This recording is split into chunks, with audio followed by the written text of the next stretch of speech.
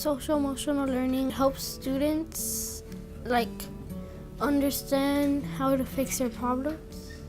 One of the things it focuses on as well is getting along with others, and in life, in every kind of job, you're gonna have to get along with people, and so it helps you get along with people that way, and when you grow up, you can get along with people.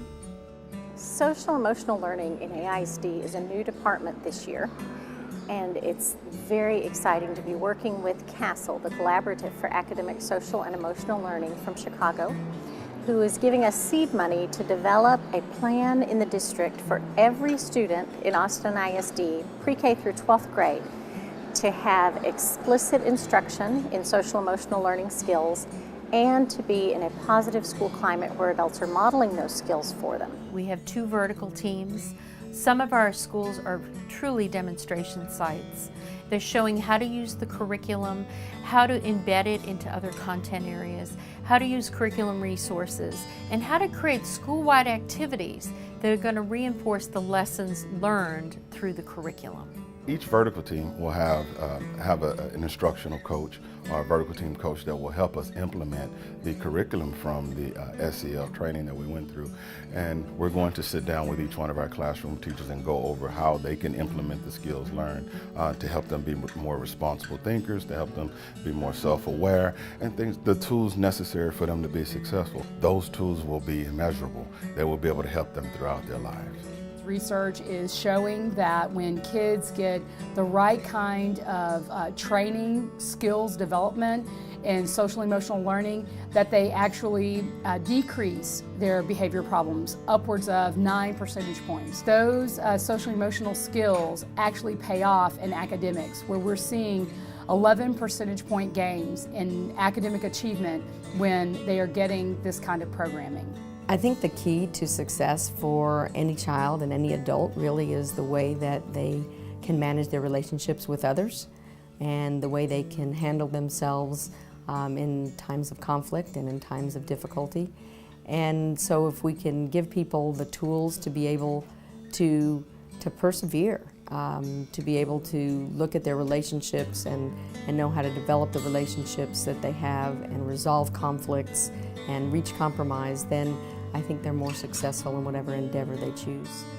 It's done wonders at our school, and this is my 7th year of teaching, and when I first came, I was lost as a teacher because it was just constant tattling and me putting out fires all over the classroom. And now it's students putting out each other's fires for them in a kind way so that they are showing compassion for each other. And I just wish that I had something like this when I was younger. It makes you feel safe knowing that since people know these stuff, you're not gonna get bullied. If you don't feel like you're in a peaceful place where you can really feel confident and safe and secure and you can solve problems, you're not gonna reach your potential. And so that's really our goal, is giving kids these social and emotional tools that they use together so that then the quality of the learning is better, the academics are better. When a first grader can really distinguish between feeling mad, feeling sad, and just feeling irritated, I think it helps them really get to the root of that self-awareness so that they can be more socially aware of their peers. And in that, you end up with a more cooperative learning environment where students are working together in their learning. 5 areas are focused on: self-awareness, self-management, social awareness, building relationships, and positive decision-making. And as those skills interrelate and work together, we build the self-esteem of a child, we build the ability of that child to function effectively in society. SEL is tied to our guidance and counseling program. So it's an approach that's a very proactive approach. It is connected to the work that counselors do every single day in our schools. And it is something that's important when we're working with kids and teaching them self-awareness skills, decision-making skills, and also learning how to work with other students and make decisions in a collaborative way that benefit individual students and also the school as a whole. The classroom teacher, being able to teach these lessons is going to be really important because, one, it gives that classroom teacher a connection with that child. Then that child is going to feel that sense of care from that teacher, and that child is going to give that teacher more effort when it comes to classroom work, and in result we're going to have higher grades. You know, it is something that we're doing here at school, but they're also taking it home with them, and I think that's life-changing. It really is, for them to grow up and have those skills in place and those strategies in place to move on when there's conflict. And even with students, they're doing a lot of peer-to-peer modeling too. Like, I've had students take each other to the peace area. They'll have someone else come over there and be almost like the mediator between each of them, which is cool to see kids helping kids solve problems. What's important about the Peace Corner is that it's a way so everyone can be nice to each other and no one can be rude. Like, they learn a lesson from you. A lot of my students have said they have peace areas at home that they've made and that they take their brothers and sisters there to solve problems with each other. Taking responsibility for my action is you have to control yourself, and when you're mad, calm down, and you can count like 1, Mississippi 2, Mississippi 3, Mississippi 4, Mississippi. I think we've seen a huge improvement on saving time.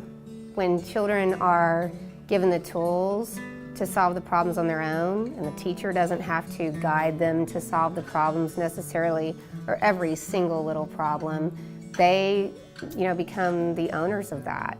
And they know what to do, and they go to get the tools that they need, and they work it out. More learning takes place. The teacher isn't taken away from the regular classroom and the work that she's doing with all students, so it's important. I have seen a change in many teachers in how they approach, again, it's mostly in how they approach challenges, and in how they view relationships, and in how they view the road or the journey that kids take as they're developing their social and emotional skills. This will be spreading through the whole city, not even just through our schools.